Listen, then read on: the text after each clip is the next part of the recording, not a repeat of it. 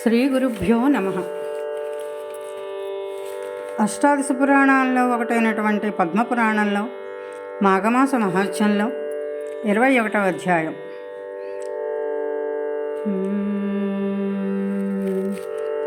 శుక్లాంబరధరం విష్ణుం శశివర్ణం చతుర్భుజం ప్రసన్నం వదనం ధ్యాయే సర్వవిఘ్నోపశాంతయే.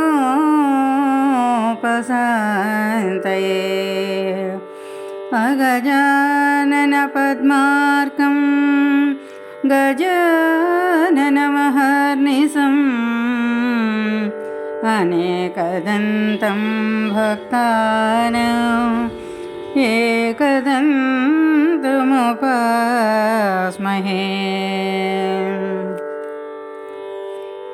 శరదిందు సమాకారే పరబ్రహ్మస్వరూపిణి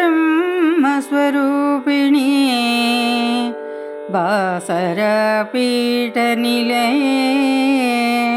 సరస్వతీ నమోస్తుతే. గురుబ్రహ్మా గురువిష్ణుః గురుదేవో మహేశ్వరః గురు సాక్షాత్ పరబ్రహ్మ తస్మై శ్రీ గురవే నమః. మాఘపురాణం 21వ అధ్యాయం. దత్తాత్రేయుడు కార్తవీర్యార్జునికి ఉపదేశం ఇచ్చుట. దత్తాత్రేయుడు బ్రహ్మ విష్ణు మహేశ్వరుల యొక్క అంశమున జన్మించినాడు. అతడు లోక కళ్యాణం కొరకు ఘనకార్యములు చేసినాడు. త్రిమూర్తులు దత్తాత్రేయుని రూపమున జన్మించి ఉన్నారు.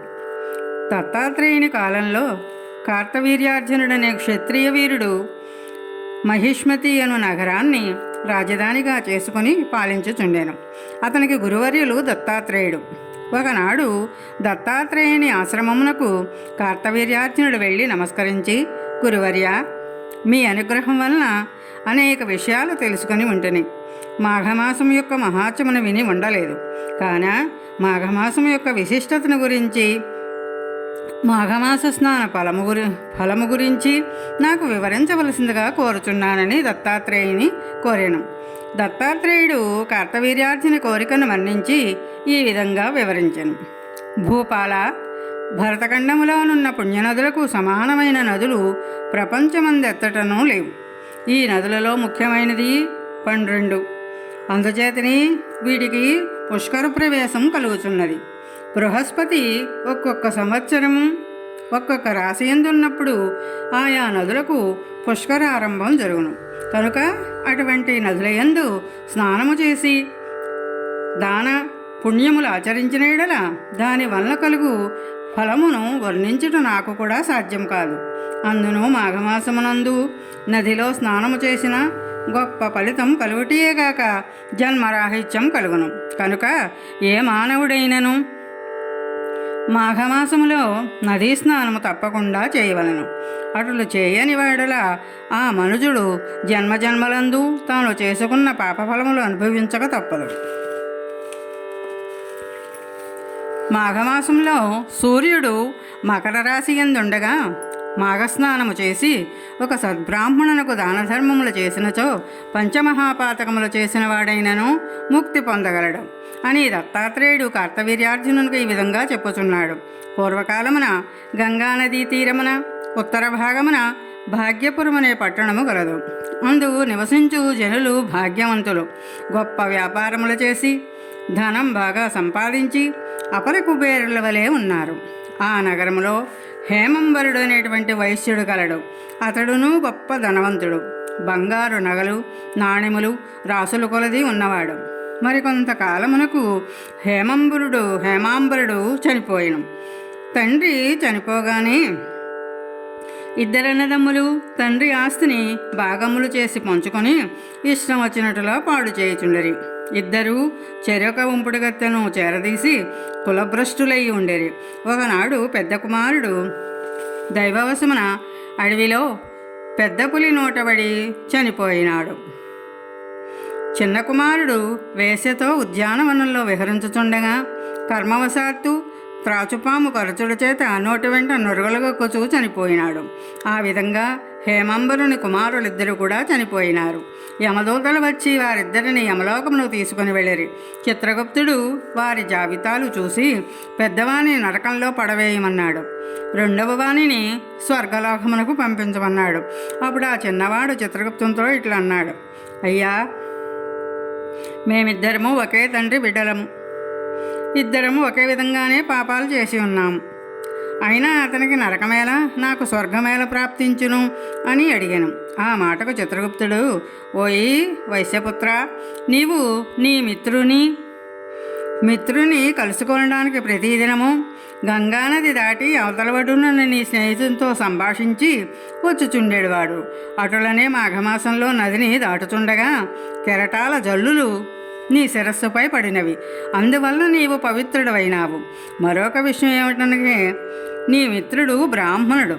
ప్రతినిత్యము బ్రాహ్మణ దర్శనము చేసినచో గోహత్యాది మహాపాతకములు కూడా నశించును గాన విప్రుని చూచుట వలన నీకు మంచి ఫలితము కలిగినది.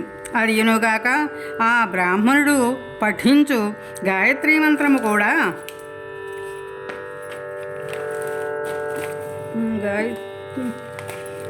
కూడా విని ఉన్నావు. గంగానదిలోని నీరు నీ శరీరం మీద పడింది గనక నీ పాపములు నశించునందున నిన్ను స్వర్గానికి పంపుచున్నాను అని చిత్రగుప్తుడు వివరించాను. ఆహా, ఏమి నా భాగ్యము!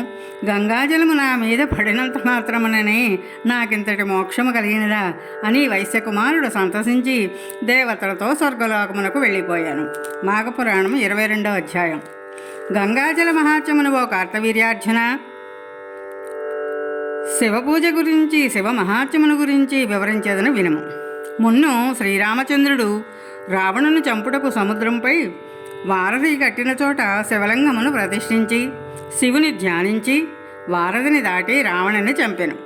అటులనే హనుమంతుడు సముద్రమును దాటినప్పుడు శివుని ధ్యానించి రామునికి నమస్కరించి మహాబలమును సంపాదించి సముద్రమును దాటాను. అర్జునుడు యుద్ధమునకు బయలుదేరే ముందు శివపూజ చేసి యుద్ధరంగంలో ప్రవేశించాడు. మరెందరో మహానుభావులు శివుని ధ్యానించి తమకు జయము చేకూర్చుకొనిరి.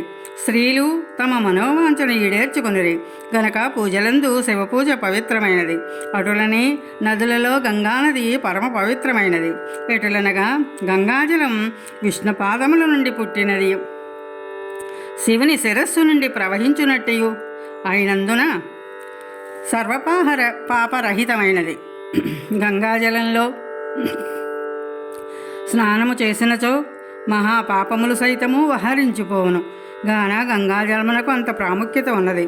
ఇంకను గంగాజలము గురించి చెప్పబోనది ఏమనగా, ఏ నదిలో కానీ సెలయేరులో కానీ చెరువునందు కానీ స్నానం చేయనప్పుడు గంగ గంగ గంగ అని 3 పర్యాయములు అనుకొని శిరస్సున నీరు జల్లుకొన్నచో అది గంగాజలంతో సమానమైనందును అవును. గంగాజలము విష్ణుమూర్తి ప్రతిరూపం గనక గంగాజలంతో సాటియగు జలము ఈ ప్రపంచమునందు ఎచ్చటను లేదు అని గంగాజలము గురించి కార్తవీర్యార్జునుకు దత్తాత్రేయుడు వివరించెను. మాఘపురాణం 23వ అధ్యాయం. బ్రాహ్మణ కన్యల విమోచనం కొంతకాలము క్రిందట మగధ రాజ్యంలో పురోహిత వృత్తిచే జీవించుచున్న 4 బ్రాహ్మణులు ఉండేవి. 4కి కూడా 4 కుమార్తెలు ఉండేవి. వారు నిండు యవ్వనవతులై ఉండేవి. కొన్నాళ్లకు ఆ గ్రామపు కోనేటిలో స్నానము చేయుటకు ఒక గురుకుల విద్యార్థి వచ్చాను. బ్రాహ్మణ కన్యలు ఆ యువకుని అందము చూసి మోహించి అతనిని సమీపించి చుట్టుముట్టి తమ వివాహము చేసుకోమని బలవంతం చేయసాగిరి. ఆ బ్రాహ్మణ విద్యార్థికి విద్య పూర్తి కానందున వారి కోరిక నిరాకరించాను. అంత నా కన్యల కోపంతో నీవు పిశాచువి కమ్మని శపించగా ఆ విద్యార్థియు మీరు కూడా పిశాచువులవుదురుగా అని ప్రతిశాపం ఇచ్చిన వల్ల వారంతా పిశాచ రూపాలతో ఆ కొలను వద్దనే ఉండి అందరినీ బాధించి ఆహారము దొరికితే పెనుగులాడుచుండిరి. కొంతకాలమునకు ఒక సిద్ధుడు ఆ కోనేటి దగ్గరకు రాగా ఆ పిశాచములు తల్లిదండ్రులు తమ బిడ్డలకు కలిగిన పిశాచ రూపములు ఎట్లు పోవునని అడిగిరి. ఆ సిద్ధుడు వీరందరి చేత మాఘమాసంలో గయలో ఉన్న త్రివేణీ సంగమంలో స్నానము చేయించినచో వారికి ఉన్న పిశాచ రూపం తొలగిపోవునని చెప్పగా అట్లు చేయడి చేత నలుగురికి కూడా యథారూపాలు కలిగినవి. అట్లు జరుగుట మాఘస్నానమే కారణము. ఇంతటితో సమాప్తం. స్వస్తి.